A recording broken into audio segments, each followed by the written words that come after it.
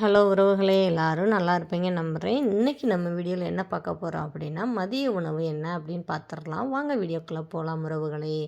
இன்றைக்கி அமாவாசை இல்லையா, அதனால் இன்றைக்கி கொஞ்சம் ஸ்பெஷல் சாப்பாடுகள் தான்.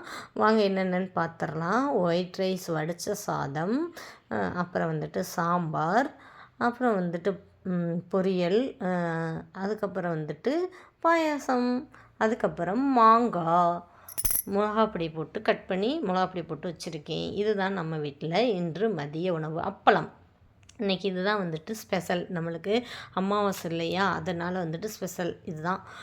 பாயாசம், சாம்பார், அப்பளம், மாங்காய், உப்பும் மிளகாப்பொடி போட்ட மாங்காய், அப்புறம் வெண்டைக்காயை கூட்டு மாதிரி வச்சுட்டேன்.